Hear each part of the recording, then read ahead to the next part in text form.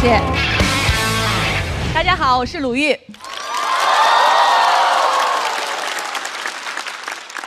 这个赛段叫朋友赛，脱口秀演员和朋友一起组队。朋友呢分两种，一种是我们互相欣赏，我们在一起就能赢；还有一种叫彼此原谅，输了也不全赖我。所以为了比赛能够更加的公平公正，我建议啊，这一轮之后赢了的，我们再加一轮默契测试。测什么呢？测一测你们第一次见面的时间、彼此的生日，还有对方的真实姓名。如果你都答不上来，那就取消比赛成绩。等一下大家注意他们的互动，我觉得他们可能要对答案了。你叫什么？我是用的真名。可能很多朋友会说哈，就是交朋友最重要的是什么？共同语言。我小的时候每年暑假会去上海的英语角，用我仅会的几句英语跟老外聊天交朋友，说我叫什么名字，从哪儿来，上几年级。每个老外都特别吃惊，说哇，这个小孩英语太好了。我比较幸运，那个时候没有人写 report 揭发我，如果有的话，你们会不断的搜到什么避雷上海英语角那个说英语的短发小女孩，内容重复率最高，没有之一。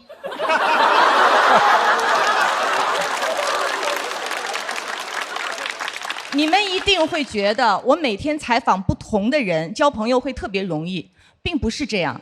因为交朋友和采访完全不同。你看，交朋友需要有边界，但是采访呢，要求你在2个小时之内尽可能突破边界。而且，我和采访对象聊的所有内容是可以公开的，但是朋友的聊天记录是万万不能公开的。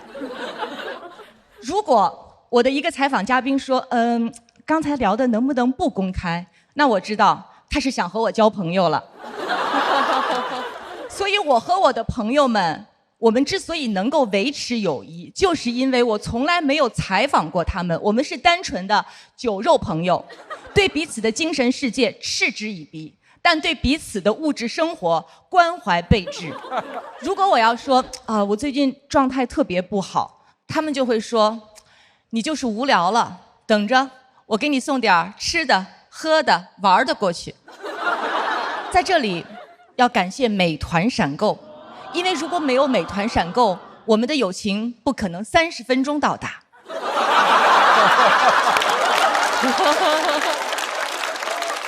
我有一个女性朋友，她的配得感极高。比如我夸她，我说你今天真好看，一般人会觉得有点不好意思，但她的反应，哎，你这话说的，我哪天不好看了？我站在这里，这里就蓬荜生辉。我说 OK， 亲爱的，你的自信我非常欣赏，但咱们能不能先从这个厕所出去？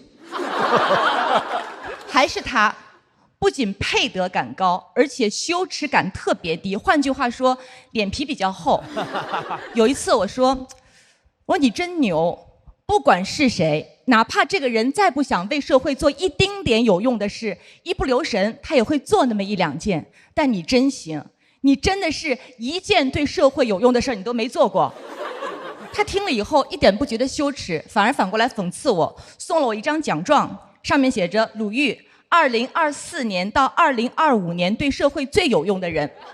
不知道为什么，他对我24年以前的成就视而不见。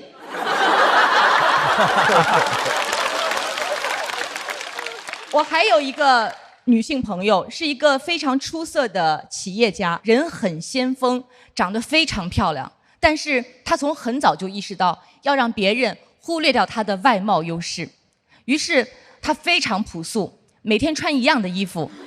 我看到罗永浩老师每天都穿一样的衣服，你也是为了隐藏自己的外貌优势吗？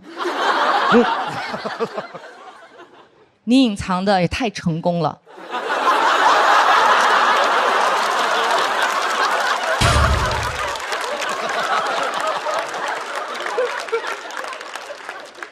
我们这帮朋友里还有一个很年轻的女生，她呢负责给我们抢精神保健品拉布布。我们现在人手一个，包括刚才我说的那位非常朴素的先锋的姐姐，我们硬塞给她一个，说这个你随身带着特别有用，防三高。他呢，为了维持自己形象，就把那个老布布塞到包里面，趁着四周没人才偷偷拿出来，给老布布换一身衣服。所以我身边聚集这么一帮丰富的、独立的女性，没有一个人符合所谓的贤良淑德。用步惊云的话说，就是没有一个人是守妇道的。当然，我们也并不是完美的。每个人都有自己的小的毛病，比如说有的人盲目自信，有的人整天迟到，有的人就是没有礼貌，还有的像我这样貌似很有礼貌，但是借脱口秀在背后说别人的坏话。我们之所以能够保持友谊，就是因为我们不在乎是不是地久天长，我们接受友谊可能就是阶段性的。就比如像脱口秀演员的友谊，它就是赛段性的。但是我建议他们不要光关注朋友的段子，在比赛之余抽空问一问朋友的真实姓名。好，谢谢大家，我是鲁豫。再次感谢鲁豫给我们带来的开场表演，谢谢鲁豫。你这叫口字员啊？我改了一个字。哎，鲁豫，我多问一句，你的那些朋友知道你脱口秀要说他们吗？我刚才里边讲的那个朋友，他给我发了一个微信说：“哎呦，那我得去探班。”我说你千万别来，因为如果他来的话，他等一下鼓掌的时候，他一定会站起来冲你们挥手，他能够干得出这种事儿来。哇，举着对着拉布布说啊，拉布布来了。哈哈。罗老师，这个赛段是交朋友赛段吗？对吧？对，我觉得您应该最有发言权啊。我没什么发言权，我就买个朋友。就是你买一个朋友的这概念，特别适合在这场开场呀。我后边想讲一些更沉重的东西。哎呦喂，比如中老年心理危机之类的，我估计你会有共鸣的，他们不会。好了，所以罗老师是在精心的准备自己的脱口秀。对，非常期待罗老师下面给我们带来的脱口秀表演。讲的时候你会后悔这个期待的。大家肯定期待罗老师的那个脱口秀，对不对？耶！后边一定期待您的表演。谢谢啊，谢谢。赶上了陈刚老师过生日那天，你给他讲，好吧？啊，对啊。哎，大老师，你身边你觉得最有个性的朋友是谁？个性的朋友啊，个矮的朋友有啊，王冕呀。反弹，反弹，再反弹。我之前碰见过一个最有个性的一个朋友是黄子韬先生啊。黄子韬先生太有个性了。真的真的。一般录像啊，都是大家不是艺人都化妆嘛？我们上回录到夜里头12点多，他说：“大老师，你见过哥们儿卸妆吗？哥们儿卸妆可帅了。”说完之后，马上下台开始卸妆。怎么样，哥们儿这个下颚线怎么样？帅不帅？思路。然后就特别有意思。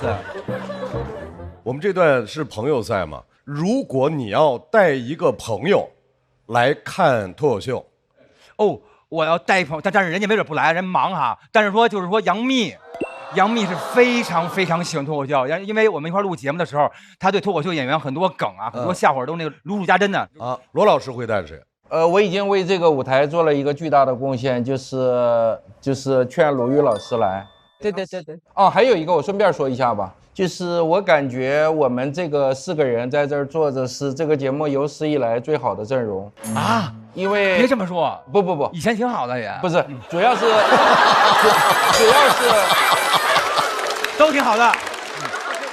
我想说的是，我们这个台上来过很多优秀的嘉宾，但是我要没理解错，这是有史以来唯一一个阵容，就是每一个人都热爱、关心、了解、熟悉脱口秀，并且特别喜欢这些演员和关心他们。是的。而且是全阵容的认真负责和关心，这个是史无前例的。春带一个朋友来。我刚刚想了一下，我可能会想要带清风。他有很多很好玩的观点，然后我觉得他也是一个很幽默的，然后有梗的人。鲁豫呢？我要是带一个来，别的人可能会不高兴，所以就都别来。哎，那您要带一朋友来呢？我这么说，我觉得脱口秀。您还有朋友哇？好吧。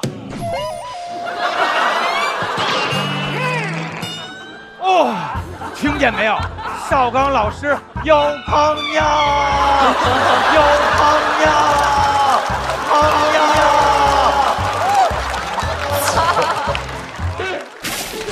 哎不，我就是你的朋友。你好，我跟你说， I'm 我 sorry。跟你说，我刚想说，啊如果要让我来，哎我觉得脱口秀最好的朋友是大张伟啊。我刚想说这话，哦，结果你看你拿什么话说我？我没有啊，我就是帮您铺起来啊，我就是知道您要说我，脱口秀和他的好朋友们，来，行了，行了，啊来，让我们认真的还要欢迎4位特殊的朋友，为脱口秀做出杰出贡献的我们的编剧老师们，程璐老师、海源老师、苗苗老师、3D 老师，欢迎4位。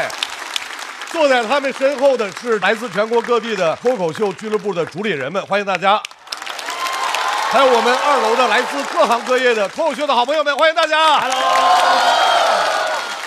来，各位说正事了，给大家介绍一下我们第3赛段的规则。我们这个赛段叫做交朋友赛，34组演员通过自由交友，形成了8支2人好友小队和6支3人好友小队。同人数的小队已经在赛前组成了对决关系，3人队 PK 3人队，2人队 PK 2人队，双方队伍轮流派出演员来表演。